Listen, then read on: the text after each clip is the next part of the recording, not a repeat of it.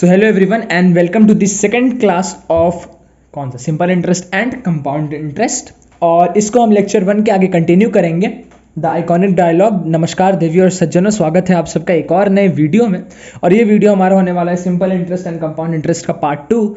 But ये video start करूँ उससे पहले मुझे याद आ रहा है कि मैंने पार्ट 1 में एक भी होमवर्क क्वेश्चन नहीं दिया, तो बिना होमवर्क क्वेश्चन के हम कैसे स्टार्ट कर सकते। तो हम एक काम करते हैं, इस वीडियो को स्टार्ट ही होमवर्क क्वेश्चन से करते हैं। और कुछ ऐसा नहीं दूंगा जो आपको नहीं आता होगा, जो चीज़ पिछले वीडियो में जो कंसेप्ट पढ़ाया है उसी पे बेस्ड है। याद है एक कंसेप्ट आपको सिखाया था कि अगर कोई वैल्यू एसआई में डबल हो रही है तो उसको कैसे यूज़ करना है, मतलब डबल या ट्रिपल हो रही है। और सीआई में अगर कोई वैल्यू एसआई वो डबल या ट्रिपल हो रही है तो उसको कैसे यूज़ करना है, ये चीज़ मैंने आपको समझाया था। आई होप याद है ना सभी को। बट आप भूलना मत, बहुत इंपॉर्टेंट चीज़ें पढ़ा रहा हूँ ये सब, ठीक है।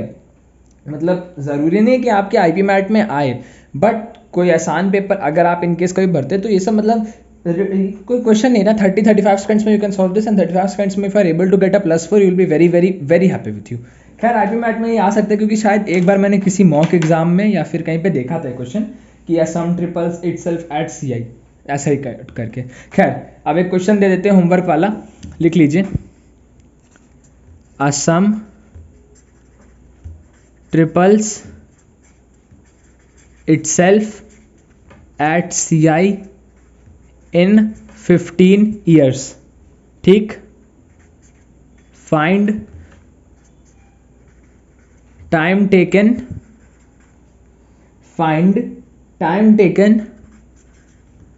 for it to become 81 times, ठीक बात। ये 81 x मतलब 81 टाइम्स, ठीक है। सम ट्रिपल्स इटसेल्फ एट सीआई इन 15 साल, 15 साल में वो 3 गुना हो गया, तो कितने सालों में वो 3 की पावर 4 यानी 81 टाइम्स हो जाएगा। अभी मैंने 3 की पावर 4 बोल के हिंट दे दिया है, तो आई थिंक अब सॉल्व हो जाना चाहिए। एसआई के कल 2 क्वेश्चन कराए थे और सीआई का भी एक कराया था, नहीं देखा है तो प्लीज़ वो वीडियो देख लेना। That video is very very helpful for you. And उसके बाद आगे कहानी अब हम स्टार्ट करते हैं। स्टार्ट हम करेंगे SICI की बेसिक नॉलेज सभी बच्चों को हो गई है, तो एक छोटा सा क्वेश्चन लिखते हैं और उस क्वेश्चन के साथ करते हैं। तो एक आदमी है आपकी तरह, क्यूट सा प्यारा सा, स्माइल करता हुआ, ठीक। और स्माइल ही बिगड़ गई थोड़ा, खैर ये सब हमें आता भी नहीं। इसके पास कितने रुपए हैं? 39,650, ठीक। इसने क्या करा, इसको 3 पार्ट में इन्वेस्ट कर दिया। इन्वेस्ट नहीं करा इसने, 3 पार्ट में 3 लोगों को दे दिया, ठीक। पहला पार्ट इसने दिया है 4 इयर्स के लिए, सेकेंड पार्ट इसने दिया है 3 इयर्स के लिए, लोन पे दिया है, ठीक है। मतलब 39,650 नहीं दिया, 39,650 को इसने 3 हिस्सों में डिवाइड करा है, A, B और C सपोजिंगली, ठीक। और A इसने दिया है जिस भी बंदे को, उसको 4 साल का टाइम दिया है, B जिसको भी दिया उसको 3 साल का टाइम दिया, और C जिसको भी दिया है उसको 2 साल का टाइम दिया है, ठीक। इतने साल के लिए लोन दिया, 4, 3, 2। अच्छा, और ये उसने ऑफर किया है, ऑफर एट SI मतलब सिंपल इंटरेस्ट पे। अच्छा बिल्कुल। On each part at 5% amount, on all 3 part were same value. मतलब सर, मतलब ये कि अ पर्सन के पास 39,650 रुपीज़ थे, उसने उसको 3 डिफरेंट पार्ट्स में दिया। फर्स्ट पार्ट उसने 4 साल के लिए दिया, सेकंड पार्ट उसने 3 साल के लिए दिया, और थर्ड पार्ट उसने 2 साल के लिए दिया। बिल्कुल ठीक। He offered this at SI। अच्छा, इंटरेस्ट कितना दिया है? Rate of interest on each is 5%, ठीक बात। Rate of interest on each is 5% and the amount availed on all 3 parts were same. मतलब amount availed on all 3 parts are same. Sir इसका मतलब समझो, अगर उसने A पे 10,000 लगाया 5% इंटरेस्ट पे 4 साल के लिए, उस पे जो उसको अमाउंट मिला ना, दैट अमाउंट इज सेम जो अगर मान लो उसने B पे 25,000 लगाया 3 साल के लिए एट 5%। एस्टिमेशन बता रहा हूँ, एग्जैक्ट नहीं। तो मतलब वो है कि उसको तीनों से अमाउंट जो अवेल हुआ वो ऑल 3 से सेम अवेल हुआ। बिल्कुल ठीक। Find values of each part. आपको क्या निकालना है? Find A, B, C values of each part. मतलब A पे उसने कितने रुपए दिए, B पे उसने कितने रुपए दिए और C पे उसने कितने रुपए दिए। बताना भूल गया था, अब बता देता हूं। This is a very very important वाला क्वेश्चन, ठीक है। अब देखो कल आप लोगों को एक चीज़ बताई थी, अगर आपको याद हो, क्या? सबसे पहले रेट इनटू टाइम कर दो, अपॉन उसको 100 कर दो, और फिर it is an always increase, तो उसमें 1 प्लस कर दो, 1 plus rate into time upon 100। ठीक बात? क्यों? क्योंकि सर जब भी ब्याज का केस होता है हमेशा इंक्रीज ही होता है, इसलिए हमने 1 प्लस कर दिया, और इसको जब हम प्रिंसिपल वैल्यू से मल्टीप्लाई कर देंगे तो हमें हमारा अमाउंट मिल जाएगा। बिल्कुल ठीक दिख रहा है ना? हाँ दिख रहा है। ये चीज़ कल के लेक्चर में, अरे हमें कल क्यों बोला, मतलब जब भी लास्ट लेक्चर मैंने कल रिकॉर्ड किया था, जब भी आपका लास्ट लेक्चर आया था आपने परसेंटेज कराऊँ simple interest compound interest part 1 में ये चीज़ सीखी होगी। अच्छा, तो सर अभी क्या करें? अभी सबसे पहले मल्टीप्लाइंग फैक्टर निकाल लो। ए के केस में 4 years into 5 upon 100 that is 20 upon 100 that is 1/5, 1 plus 1/5 that is 6/5 is the multiplying factor. 6/5 into P1 कर देंगे तो अमाउंट है। सपोज कर लो कि ए को P1 दिया गया था। अच्छा सर, बी के केस में इस 3 into 5 upon 100 that is how much? 3/20, 15/100, 5 3 जा 5 20, हाँ 3/20 इंक्रीज होगा तो 1 plus 3/20 that is what? 23/20 into P1। बिल्कुल ठीक। P2 sorry not P1, P2 होगा यहाँ पे। बी के केस में P2 होगा, सॉरी बेटा, वेरी सॉरी, एक मिनट फैन हटा दो। हाँ 23/20 P2 क्यों होगा सर? अरे P2 होगा ना, क्योंकि ए को अगर P1 दे दे तो बी को आप P2 मान लो, XYZ की तरह मान लेना। और सी के केस में सर, बेटा सी के केस में हो जाएगा 2 into 5/100 that is 10/100 that is what? 1/10। हाँ sir, that is what? 1 plus 1/10, 10 plus 1 11/10 into P3। एकदम सही। ए इज व्हाट? 6/5 मल्टीप्लाइंग फैक्टर आया, उसको प्रिंसिपल अमाउंट से मल्टीप्लाई करेंगे तो अमाउंट मिल जाएगा।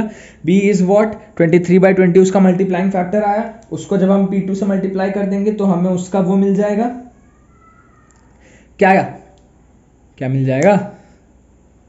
अरे हाँ, P2 से 23/20 को P2 से मल्टीप्लाई कर देंगे तो उससे हमें B का अमाउंट मिल जाएगा। मतलब B का अमाउंट वो मिलेगा जो उसको B को लौटाना है ब्याज देने के बाद।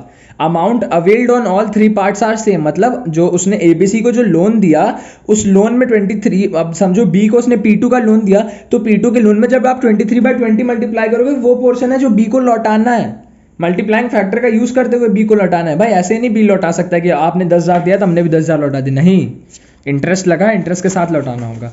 अब ABC की जो वैल्यू आई है ना उसको लिख लीजिए सबसे पहले। अच्छा सर, हाँ बेटा जी, तो इसको कर देंगे sir 6/5 P1 equal to 23/20 P2 equal to third value कितनी थी? 11/10 P3। अब एक और सवाल का जवाब जो ज़्यादातर बच्चों के दिमाग में घुस गया होगा कि सर आपने इन तीनों को इक्वल क्यों कर दिया? बिल्कुल सही, ये चीज़ घूम गया होगा कि सर आपने A amount equal to B amount equal to C का अमाउंट क्यों कर दिया? क्योंकि क्या लिखा है? Amount availed on all 3 parts are same. Read this underline sentence once again, amount availed on all 3 parts are same.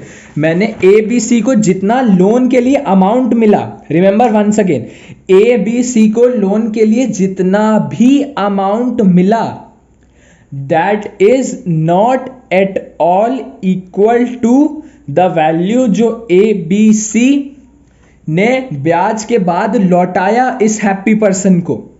समझे? हैप्पी पर्सन ने अगर 10,000 रुपए मान लो A को दिए हैं तो उसके बाद A ने उसको ब्याज के साथ लौटाया, तो जितना A ने ब्याज के साथ लौटाया वो उतना ही है जितना B ने ब्याज के साथ लौटाया, और वो उतना ही है जितना C ने भी ब्याज के साथ लौटाया, इररिस्पेक्टिव ऑफ द केस कि इन तीनों ने अलग अलग लोन लिया था, दैट इज ओके। बट इनका इंटरेस्ट और टाइम के साथ जब सॉल्व करा गया तो ये अमाउंट तीनों का लौटाने वाला एकदम सेम आया। बिल्कुल ठीक, गॉट इट। अब देखो, अब ये मेरे को सेम नहीं लग रहा, 6/5 P1, 23/20 P2, 11/10 P3, अच्छा नहीं लग रहा है ना। एक काम करते, तीनों को 100 से मल्टीप्लाई कर देते हैं, वैसे भी इक्वल टू में तो कोई फर्क नहीं पड़ता अगर हम तीनों साइड 100 से मल्टीप्लाई कर दे। हाँ सर, तो हमने 100 से मल्टीप्लाई कर दिया, तो 100 से मल्टीप्लाई करने के बाद हमें क्या मिलेगा? What is this? 5 20 जा 26 जा 120। हाँ सर, 120 P1 इक्वल टू 25 जा 115 P2 इक्वल टू 10 जा इक्वल टू 110 P3। बिल्कुल सही, इसमें कोई डाउट नहीं ना। तीनों साइड अगर हम 1 2 3 को 100 से मल्टीप्लाई कर देंगे, दोनों इक्वल में, इक्वल के बोथ साइड हम 100 से मल्टीप्लाई कर सकते हैं, it does not creates any problem. अब देखो आधे बच्चे इसमें बैठ गए होंगे, सर अब क्या करें? 120/P1 equal to 115/P2 equal to 110/P3, इसका भी इलाज है, सबसे पहले इनको लोएस्ट पॉसिबल टर्म्स में ले आओ। तो लोएस्ट पॉसिबल टर्म्स सर 5 के टर्म्स में होगा, तो 24p1 equal to 23p2 equal to 22p3। अब मेरे को मारना मत, ये चीज़ मैंने अब डिसाइड किया कि तब मैं 100 की जगह किसी और चीज़ से मल्टीप्लाई करके इसको और शॉर्ट फॉर्म में ला सकता था, मैं 20 से मल्टीप्लाई कर सकता था। सॉरी खैर 24p1 equal to 23p2 equal to 23p3। अब जो चीज़ बताने जा रहा हूँ ना, दिमाग में बैठा लो, लिटरली बता रहा हूँ, दिमाग में बैठा लो, मजा आ जाएगा। क्यों बैठा लो? क्योंकि 24/p1 ऐसे क्वेश्चन में क्या करो ना, जो भी आपका कोफिशिएंट है नंबर, उसको तीनों में डिनोमिनेटर के टाइप मल्टीप्लाई कर दो। सर मतलब कि 24p1 को मल्टीप्लाई कर दो 24 इंटू 23 इंटू 22 से, इक्वल टू 23 को मल्टीप्लाई कर दो 24 इंटू 23 इंटू 22 से, P2 यहाँ पे रह गई, और 22p3 को भी मल्टीप्लाई मतलब डिनोमिनेटर में ला दो 24 इंटू 23 इंटू 22 के। थोड़ा बाहर चला गया बट डू एडजस्ट, समझ तो गई होगी ना जो चीज़ मैं कहना चाह रहा हूँ। अच्छा सर, हाँ, इसको सॉल्व करके क्या होगा? इसको सॉल्व करके होगा कि आपका 24 कट गया, 23 कट गया, 22 कट गया, तो आपका आएगा P1 upon 276 equal to P2 upon 264 is equal to P3 upon 253। ठीक, फिर वही चीज़ मेरे दिमाग में कैलकुलेटर इसलिए इतनी जल्दी कर ले, तुम लोग आराम से कर लेना। वैसे वैदिक मैथ्स की वीडियो आएगी, नो नीड टू वरी, अभी नहीं निकालना चाह रहे because currently we are focusing on your conceptual part. तो पहले कंसेप्चुअल पढ़ा देते हैं, कैलकुलेशन तो बाद में कर ही लोगे। और वैसे भी आईपी मैट के एग्जाम्स में कैलकुलेटर ऑन स्क्रीन रहता है। लोग कहते हैं स्लो है, बट जब आप वो करने जाओगे तो एक बार को आप वैदिक भूल के उसी को प्रेफर करोगे जो मैंने किया था। ठीक है, इतना भी कोई टाइम कंज्यूमिंग नहीं होता, नॉर्मल कैलकुलेटर रहता है जो आपको गूगल पे मिल जाएगा। अच्छा, एनीवेज, अब ये क्वेश्चन कहना क्या चाह रहा है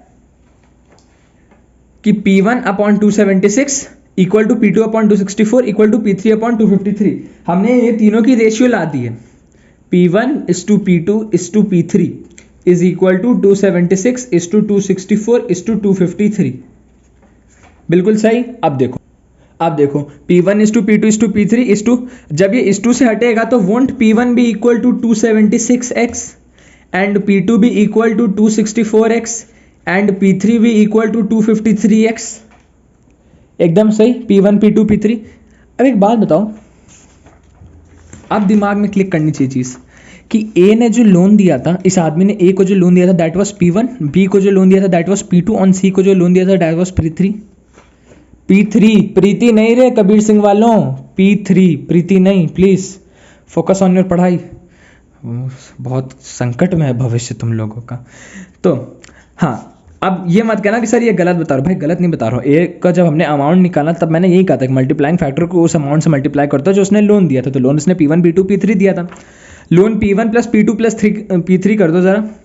अच्छा सर, हाँ, P1 plus P2 plus P3 करोगे तो आपका सॉल्व करके आएगा 6 4 10 3 13 और 7 6 13 5 18 1 19 2 2 4 2 6 1 7 793x। बिल्कुल सर, मतलब कि ए को जो लोन दिया गया प्लस बी को जो लोन दिया गया प्लस सी को जो लोन दिया गया that was equal to 793x। लेकिन इन तीनों को मिला के लोन तो यार 39,650 दिया गया है। हाँ सर, बात तो सही कह रहे हो आप, 39,650 दिया गया है कि नहीं दिया गया है? क्योंकि इस हैप्पी पर्सन के पास 39,650 रुपीज ही था, जिसमें से इसने थोड़ा ए को दिया, थोड़ा बी को दिया, थोड़ा सी को दिया। भाई बहुत टफ क्वेश्चन है, समझ लो तुम 14 मिनट मुझे लग रहा है तुम्हें ये समझाने में, तो कुछ तो होगा इस क्वेश्चन में। ठीक बात। तो a plus B plus C is 39,650, P1 plus P2 plus P3 793x है, और a plus B plus C is 39,650। दोनों को सॉल्व करेंगे, 793x is equal to 39,650, x की वैल्यू आएगी 50। इसके बाद इस क्वेश्चन में बचता नहीं है, P1 P2 P3 आप पुट करिए, P1 में 276x, P2 में 264x और P3 में 253x। x की वैल्यू 50 है तो 276 इंटू 50, 264 इंटू 50, 253 इंटू 50 कर देंगे।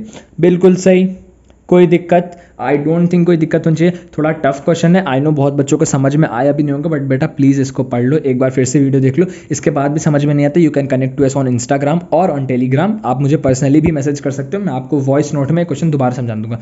बहुत इंपॉर्टेंट क्वेश्चन है, इसीलिए कह रहा हूँ। ठीक है, प्लीज़ ईगो पे मत ले लेना कि सर का समझ में नहीं आया तो डिसलाइक कर देंगे, और डिसलाइक मत करना। ठीक बात। अच्छा क्वेश्चन था, एक क्वेश्चन और करोगे? एक क्वेश्चन छोटा सा, चलो सर कर लेते हैं। ये वाला क्वेश्चन आप लोग खुद ही करके बताओगे, मुझे इतना भरोसा है अपने बच्चों पे। एक और हैप्पी पर्सन है, ठीक, हैप्पी पर्सन के पास इस बार कितने पैसे हैं? इस बार हैप्पी पर्सन ज़्यादा ही पैसे वाले, इसके पास 72,000 है। ओहो सर, हाँ ए को दे रहा है 3 years एट 4%, बी को दे रहा है 4 years एट 5% एंड सी को दे रहा है 5 year at 6%। A B C, ठीक बात। 3 years एट 4%, 4 year 5%। और दोबारा सेम कहानी, अमाउंट अवेल्ड की स्पेलिंग गलत होगी, मेरी इंग्लिश वीक है, बट शिवम से बहुत अच्छी, उनसे पढ़ना इंग्लिश, ठीक है। Amount availed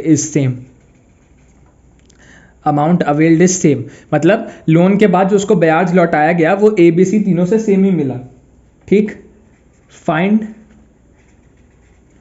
amount given to A B and C, बिल्कुल ठीक। आपको ये क्वेश्चन निकालना है, ये आपको होमवर्क क्वेश्चन है, टाइम स्टैम्प के साथ कमेंट करना। और लिटरली बता रहा हूँ, ये इतना प्यारा क्वेश्चन है और इतना अच्छा क्वेश्चन है, जिसको कंसेप्ट समझ में आ गया होगा वो 2 मिनट में कर लेगा। मेरे को आप लोग को समझाना था इसलिए इतना टाइम लगा, अदरवाइज अगर मैं इसको अब अपने तरीके से करने बैठूंगा मुझे हार्डली 1 मिनट तो नहीं, हाँकना हो गया वो, बट 2 मिनट से ज़्यादा मुझे नहीं लगे। और अगर मैं 2 मिनट में +4 बना पा रहा हूँ ना, तो उससे अच्छी बात नहीं सकती। एंड ये एक अच्छे लेवल का क्वेश्चन है, ठीक है, ये एक अच्छे लेवल का क्वेश्चन है, अच्छा से। हाँ, अब क्या, अब एक कंसेप्ट बताता हूँ।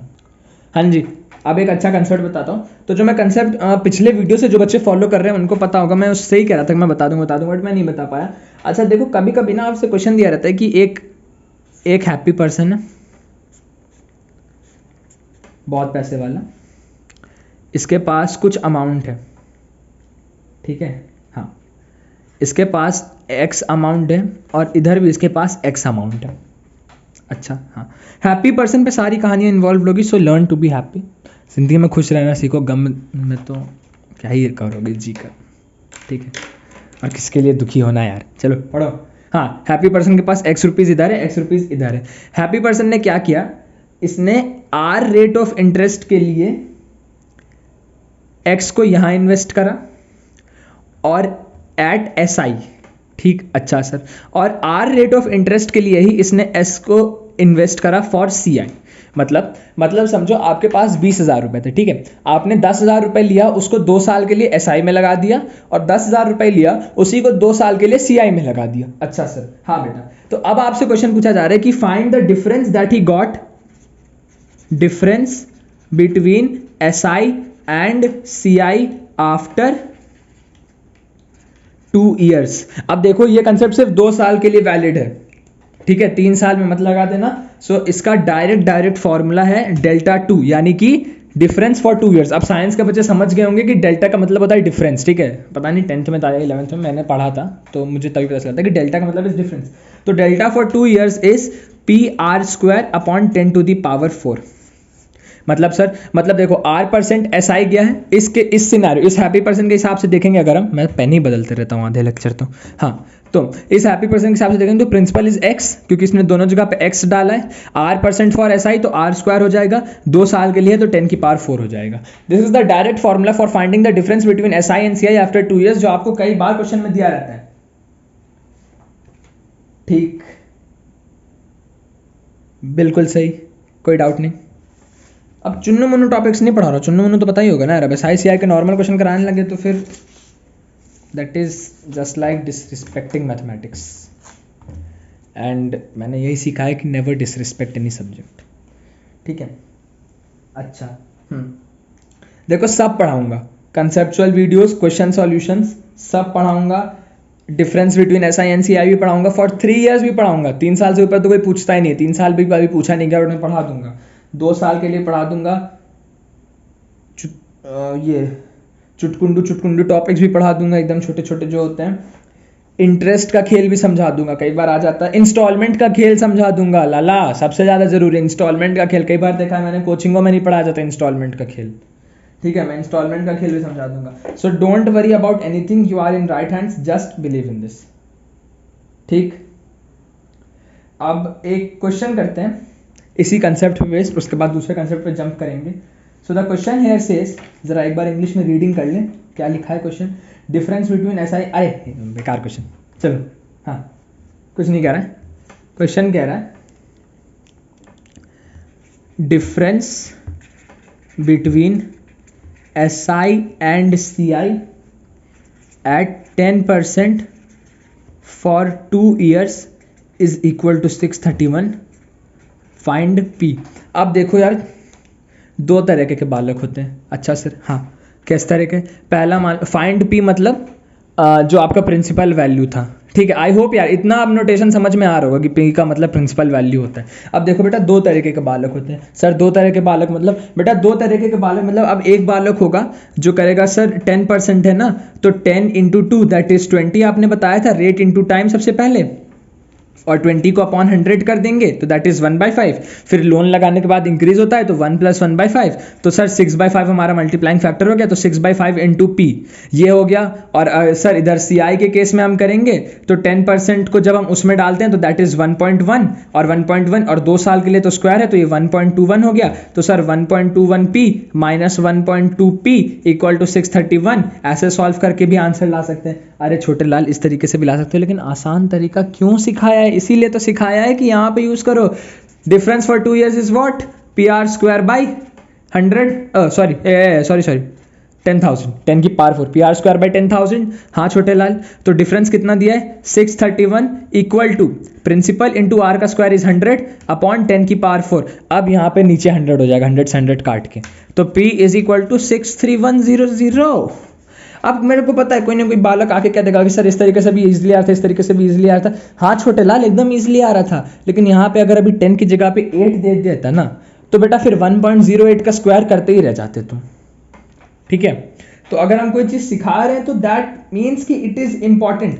देखो हमारे वीडियो 24-25 मिनट्स के ही होते हैं, but if you will watch from first videos to the 6th video to the 7th video to the 4th video to the 3rd video, जितने भी वीडियो हमने बनाए, अगर आपने सारे देख लिए, you will never be short of concepts. इस बात की गारंटी तो भैया झा भैया दे देते हैं यहाँ से, ठीक है।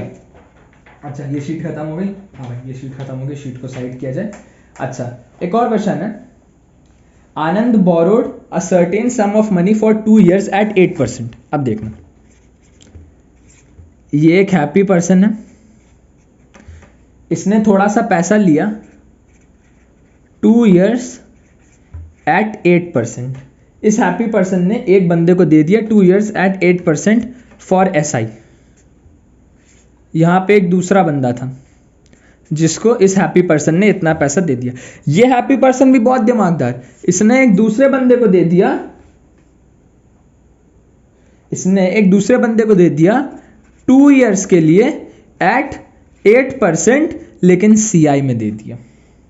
अच्छा हाँ, और इस टोटल ट्रांजैक्शन में उसको गेन हुआ 16 रुपीज़ का।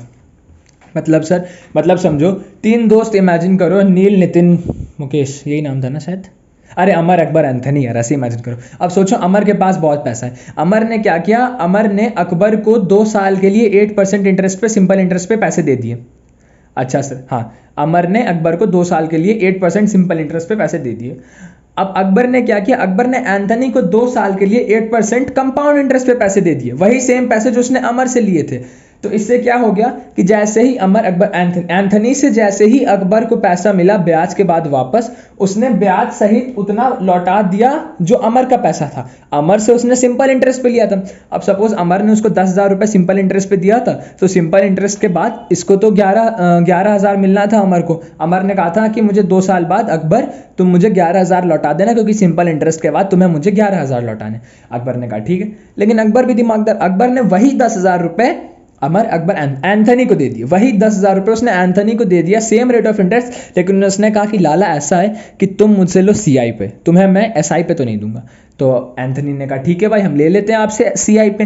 तो एंथनी ने CI पे लिया तो उसको लौटाना पड़ गया 1116 रुपये। अब इससे क्या हुआ, 11,016 रुपये। तो इससे क्या हुआ कि अकबर को एंथनी से 11,016 मिला, और अकबर को अमर को लौटाना तो 11,000 ही था ना। गेटिंग ना, इसको इस बंदे से जितना भी मिला, ये वाला बंदा इस बंदे को तो उतना ही लौटाएगा ना जितना ये इससे ओन करता है एट SI। इसने इसको CI पे दिया है ज्यादा पैसा। नजर स्क्रीन पर प्लीज, ध्यान मत भटकाओ। मैसेज आया हो तो उसको बोल दो कि थोड़ी देर रुक जाओ, पढ़ लेते हैं फिर साथ में, ठीक बात। अब देखो इस बंदे ने इसको अमाउंट दिया। अब हम इस टोटल कहानी को कैसे करेंगे, अमाउंट को एज्यूम कर लेते हैं P। इस टोटल कहानी में CI minus SI is 16 rupees only.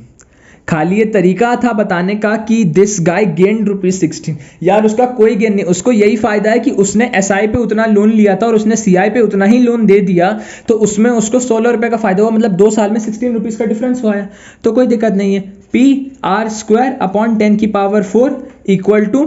16।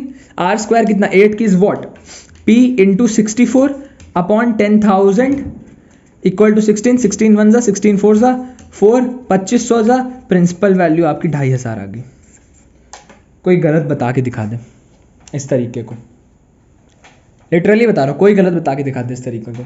अब देखो एक बार रीड करके समझा देता हूँ कि क्वेश्चन क्या कह रहा था। क्वेश्चन क्या था, आनंद borrowed certain sum of money for 2 years at 8% on SI and immediately lent it to Ravish at CI and gained ₹16। What amount did Anand borrowed? मतलब इस बंदे ने इससे, किससे, क्या नाम था, इमीडिएटली आनंद बोरोड, इस बंदे ने इससे, इसका नाम नहीं तो इसका नाम हम रख देते, क्या नाम रखे, इसका नाम रख देते यश, मैंने अपना ही नाम रख दिया। इस बंदे ने यश से पैसे लिए एट SI, ठीक। और इस बंदे ने, यहाँ पे एक तीसरा बंदा भी था, ये बंदा थोड़ा दुखी है, यहाँ पे एक थर्ड पर्सन है, थर्ड बंदा इस सैड है वो, ठीक है। तो इसने यश से पैसे लिए एट SI एंड इमीडिएटली इसने वो पैसे लेंड कर दिए इस बंदे को एट CI। तो इस बंदे को ₹16 का गेन हुआ। ₹16 का गेन कैसे, जितना उसको CI में मिला और जितना उसको SI में लौटाना था, उसके बाद उसके पास ₹16 बचते हैं। This is the thing that you need to get in mind. ठीक बात, एकदम सही, कोई डाउट नहीं। देखो बेटा 3 ही 4 क्वेश्चन कराए, टाइम बहुत ज़्यादा बीत गया है, बट एक चीज़ और समझा दूंगा, दैट इज़ वेरी इंपॉर्टेंट। मैं चाहता नहीं कोई चीज़ छूटे। देखो मैं कभी किसी नोट्स के लिए अपने बोलता नहीं, बट मेरे CI SI के नोट्स आर वेरी इंपॉर्टेंट, और जितनी चीज़ें मुझे मेरे नोट्स में मेरे सामने दिखती है, मैं 100% ट्राई करता हूँ कि आप लोग को समझा दूँ, ताकि जब आप बाद में मेरे नोट्स की PDF देखो तो आपको भी दिमाग में लगे कि हाँ सर आप जो बता रहे हो वो समझ में तो आ रहा है कम से कम, ठीक है। तो यही सब था। एक क्वेश्चन और करा देते हैं, लास्ट क्वेश्चन आज का, उसके बाद गाना सुन लेना। और गाना सुना करो यार, मैं देखता हूँ कोई गाना सुनना अच्छा नहीं लगता क्या तुम लोग को। The effective annual rate of interest eight CI at 8% per annum payable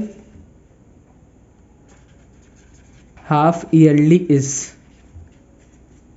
मतलब सर, मतलब इस क्वेश्चन में कवि कहना चाहते हैं कि एक बंदे ने क्या किया, उसने 8% पर एनम पे पैसा उठाया। अच्छा हाँ, लेकिन उसने उसके लिए पता है जो लोन दे रहा था ना, वो बहुत ही दिमागदार निकला। उसने कहा लाला ऐसा है, तुम पैसे तो मेरे से लेके जाओ, मुझे कोई दिक्कत नहीं है, हाँ पैसे लेके जाओ, बट और 8% पर ही एनम लेकर जाओ, कोई दिक्कत नहीं, बट तुम मुझे ये पैसे दोगे 6-6 महीने पर। मतलब तुम्हारा जो CI कटेगा वो 6 महीने के हिसाब से कटेगा। सर कुछ समझ में नहीं आ रहा, ऐसी भाषा बोलो ना जो समझ में, तो ऐसी भाषा में सुनो। समझो ये P था और ये 8% पे पैसे लेके जा रहा था, तो 1.08 इसको रिटर्न करना था, क्योंकि ये 1 साल के लिए 8% है। बट यहाँ पे क्या कह रहा है, पेबल हाफ ईयरली इज, मतलब कि 8% अगर पूरे साल के लिए है, 1 ईयर के लिए, तो आधे साल के लिए व्हाट इट इज 4%। अब अभी तुमको लग रहा होगा सर आधे साल के लिए 4% ही तो, 4% तो कम ही हो, तो 4% कम था। लाला बिल्कुल नहीं, बेवकूफ़ आदमी हो क्या, आधे साल के लिए 4% is not at all come. आधे साल के लिए 4%, 1 साल में आधा साल कितनी बार आता है, 2 बार, ठीक है। 6-6 महीने 2 बार आता है ना 1 साल में, तो आधे साल के लिए 4%, मतलब P × 1.04 सबसे पहले 6 महीने के लिए, और दूसरे 6 महीने के लिए दोबारा 4%, यानी कि P × 1.04 का स्क्वायर, P × 1.04 का square that is equal to P × 1.0816। जब इसको सॉल्व करोगे तो इफेक्टिव परसेंटेज आ जाएगा 8.16%, which is much more than 8%. This is what the question is saying. The effective annual rate of interest at CI at 8% per annum payable half yearly is, मतलब compound interest पे 8% per annum अगर हम आधे साल के हिसाब से दें तो उसे पूरे साल के हिसाब से कितना पैसा ज्यादा देना पड़ता है, तो उसको 8.16% पड़ा है फॉर द फुल ईयर। ये बात समझ में आ रही है? आई होप समझ में आ रही होगी, और नहीं आ रही है तो प्लीज़ कमेंट सेक्शन में पूछ लेना। I know this video was very tough, बहुत सारे कंसेप्ट थे, दिमाग बहुत फ्राई हो गया होगा। तो एक प्यारा सा गाना सुन लो। If there is any doubt you can follow us on Instagram और you can just DM us on Instagram कि सर ये चीज़ समझ में नहीं आया, फिर से समझा दो। Until then stay tuned for more updates. The next video is coming very soon. Good bye.